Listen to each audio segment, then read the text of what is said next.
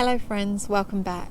I'm Beth, here to help you fulfill your potential in meditation. As most of you know, I don't have just one method that I teach to everybody, like one size fits all.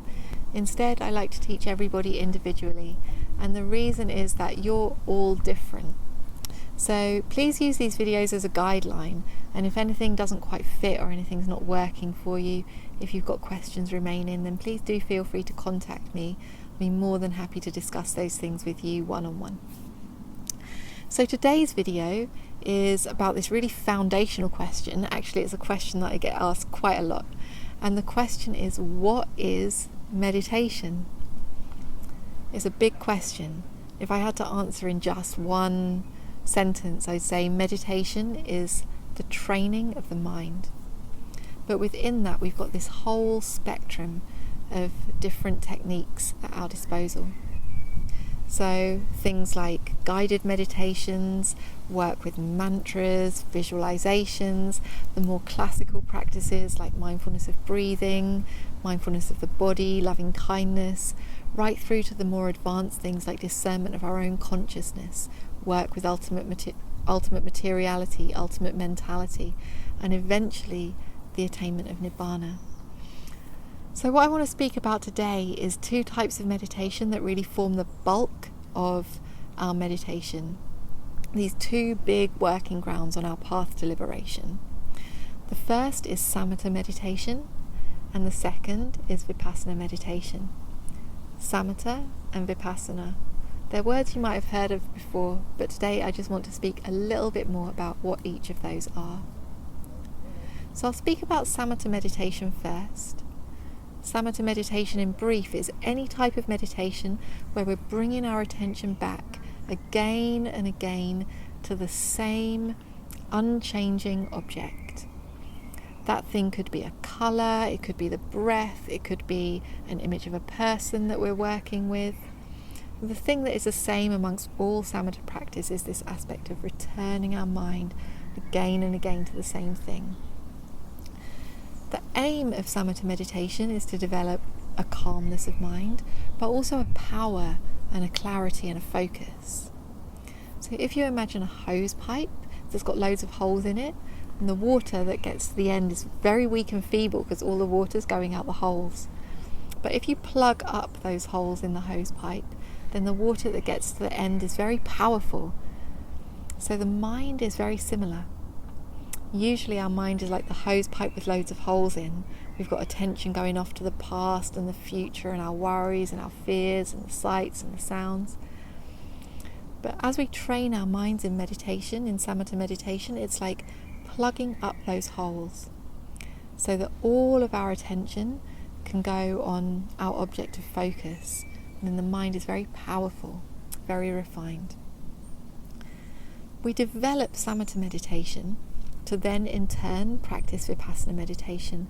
The reason is that if our mind is not yet refined enough, not yet powerful enough, the quality of our Vipassana practice won't be good. So we develop Samatha practice to then practice Vipassana meditation well. Vipassana meditation is different in that anything can be the object. We could be focusing on our body, on the mind, on something external, internal, near, far. What characterises Vipassana meditation is that we're focusing on the impermanent, suffering and non-self nature of our object of attention. As we sustain attention on something, and it could be anything, we start to notice that that thing is changing. It's all the time changing. And as we sustain our attention more, we notice actually it's changing very fast. In fact, it's momentarily, every aspect of that thing is momentarily coming into and out of existence, momentarily arising and passing away. That momentary coming into and out of existence is inherently suffering. And that doesn't mean that it's all darkness and gloom and misery. It means that even the joy, even the bliss, even the happiness is momentarily arising and passing away. And that momentarily arising and passing away nature isn't calm, isn't peaceful. When we start to see the impermanent and suffering nature clearly, then the non-self nature also becomes apparent. we start to realize there's no me and there's no mine in any of these things. They're arising and passing away with their own causes and conditions. They're not in our control. They're non-self. When we understand that all of these phenomena are impermanent, are suffering and non-self, then we don't want to be with them anymore. We want to relinquish them. We want to renounce them. And when the mind fully renounces all of that impermanent, suffering, non-self phenomena, then the mind will incline towards Nibbana. Nibbana is the end of all suffering. It's possible. It's the aim of our practice, and it's the reason that I'm teaching. So that's all I have to say today for what meditation is. What I'd encourage you to do is get off of your computers, get onto the meditation cushions and do some. Take a look at some of the other videos that I've made about different types of meditation that you can work with. Do some practice. If anything isn't working for you, if you've got any questions, if you're feeling stuck, get in touch, book an appointment with me. I'll be more than happy to discuss those things with you one-on-one. All of my work is done on a donation basis, so I encourage you to support me either by Patreon or through my website. You can find the details of how to do that in the info to this video. Thank you so much for your support. Wishing you the best with your meditation.